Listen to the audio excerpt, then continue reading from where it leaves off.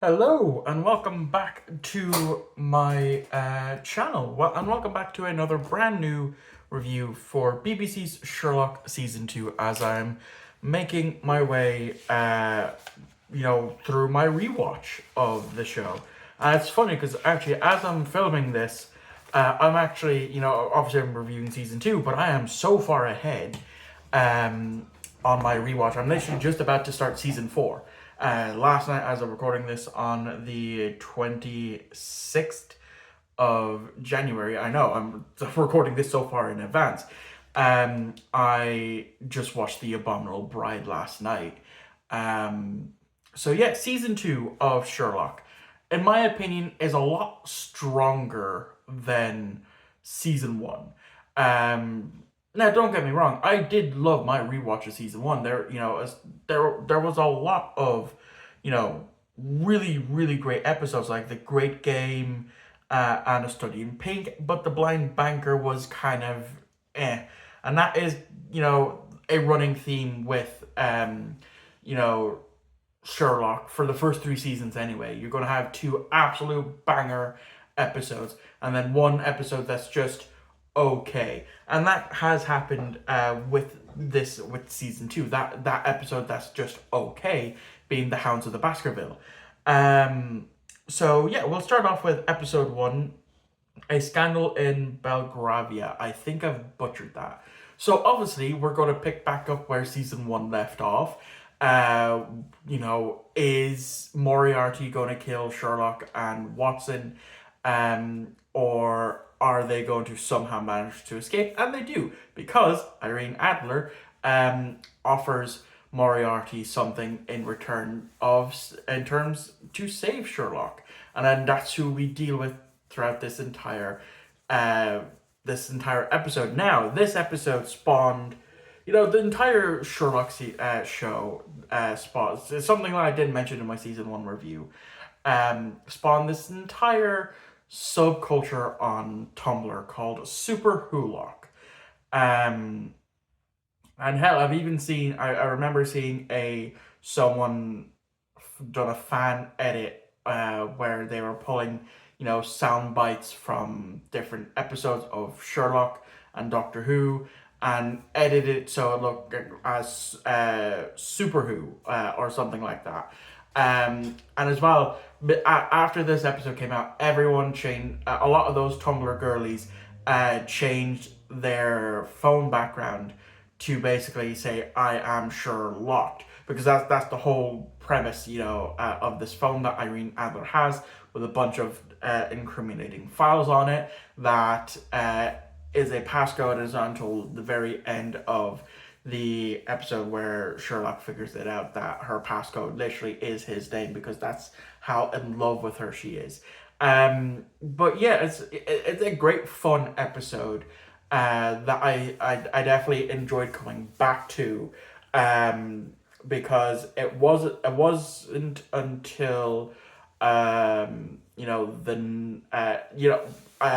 mentioned this before, that it was season 3 that I got into. So then, of course, I went back and binge watched most of, you know, I think I watched every episode of season 1, but then I only watched this episode and the next episode, and episode 3, the Reichenbach Fall, were the ones that I were watched before I got to the Hounds of the Baskerville, which is the next one on this list. And like I said, it's one that's okay. I definitely enjoyed it this time around compared to when when I watched it for the very first time.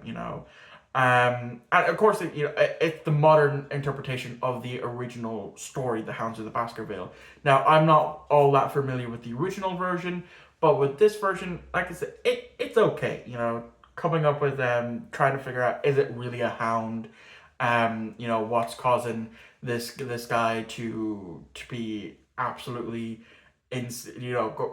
worried about it. He lost his father there. He thinks that it was this mutated hound that's doing it, that there is this massive military research base that's doing all these different types of experiments, and it turns out that it was just this gas that got released that's what was the cause of it. And it's just okay. I think with season 1 and season 2, I'm not entirely sure about season 3. Um, they tended to have at least one story that is from the original Sherlock Holmes, not one that Moffat and Gatiss came up with themselves. I can't remember what one it was for season 1, but I do know for season 2 it was the Hounds of the Baskerville. And because I remember my mother telling me about that, because as I mentioned in my season 1 review last month, she is a massive Sherlock fan, and of course, eventually, like with Star Trek, I got into Sherlock. Still haven't read any of the books yet. Had to pause there to go and delete some storage, to free up some storage space. So yeah, then we get to the season finale, and this is probably the one that I'm going to talk about the most about, because I do have some history with this, and that of course is the Reichenbach Fall. And this is, of course, where Moriarty comes back. Granted, with season 2, he thereabouts, he was in the beginning of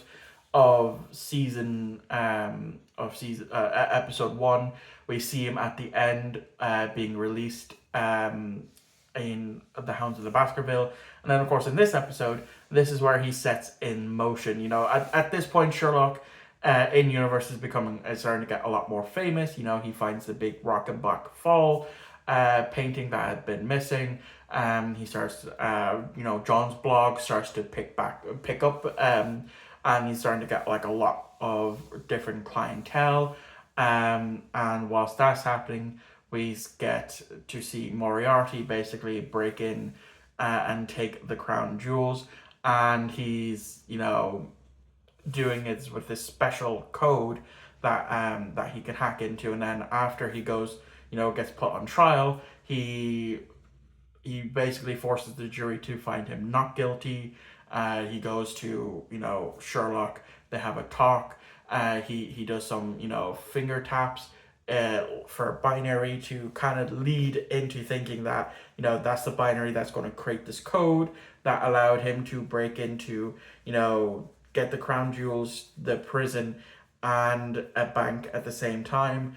And then whilst that's happening, he's now starting to see doubt into people's mind, and about him, thinking that he's made a lot of this up, that he's responsible for a kidnapping, and made up the whole Moriarty persona, and goes by that his real name is Richard Brooke, which of course in German is Reichenbach. And so then of course Sherlock comes up with this plan. They have that meeting on the roof. Moriarty blows his brains out, and Sherlock jumps. Even though this one, like I said, there's always at least one that's based on the original.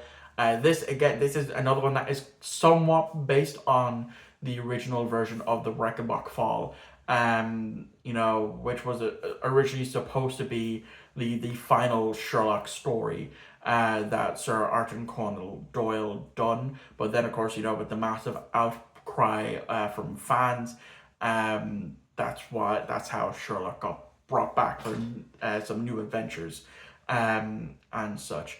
And I love this episode. It's definitely the strongest episode out of season 2, and possibly the entire show. I love it. I loved it that much that when I was in college in 2016, 20 to 2017, we were tasked with filming an interior scene and exterior scene, just as to get used to filming and stuff. Writing up then the scripted lines that we needed, doing up a shot list of all the shots that we needed. And my suggestion was the rooftop scene from the Reichenbach Fall, and that's what we done. I think because there was a group of 4 of us, one person was on the camera, one person was holding the boom mic, and then of course we had two of us acting out the scene. I can't remember if I was behind the camera or if I was doing Sherlock, knowing how insufferable I was back then, I more than likely was doing Sherlock, and I had somebody else do the play Moriarty. So watching that again after all these years brought back that memory, and I wish I still had the footage. Unfortunately, I don't. Um, but yeah, I definitely do wish I still had the footage because it'd be interesting to look at how bad it was because we didn't film it outside because it was so poor for audio where we tried to go to film this scene that we literally had to film it inside the one of our classrooms, and I was tasked to do the shot list. And of course, I did it absolutely poorly because I don't know how to do shot lists. Even to this day, I don't know how to do a shot list.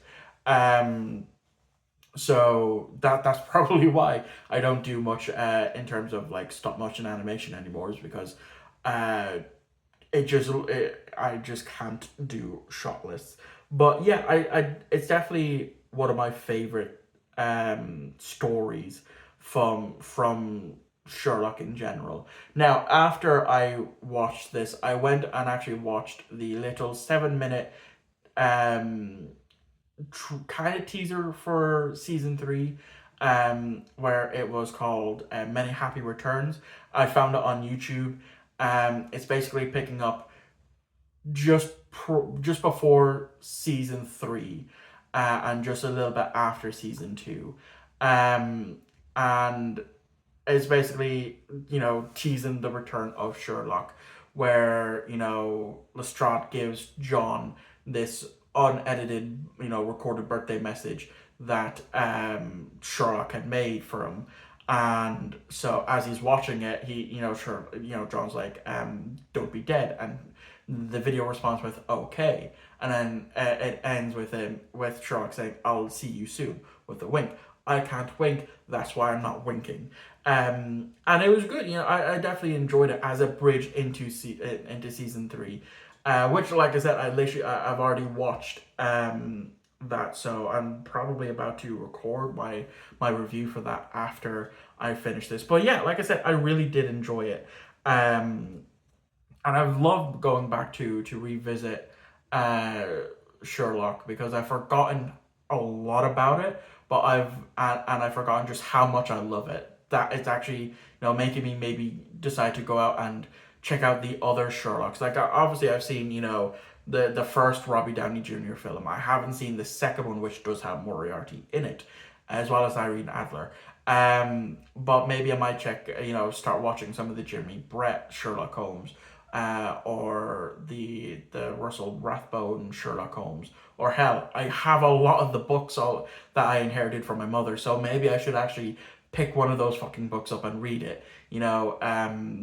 But yeah, I'm enjoying it. I am enjoying it, and the fact that now, again, I'm already on the final season, is bittersweet because I know a lot of people don't like season four, but obviously you're gonna have to wait several months for my review for that, since I'm reviewing these once a month. Anyway, I am rambling now, so thank you all for watching. I hope you enjoyed, and I'll catch you all. There won't be a video out on Monday, the 10th of March, because that's my birthday, and I decided I'm going to take that day off. So I will see you all on next Friday for a comic book review. Um, so I'll catch you all on the next upload.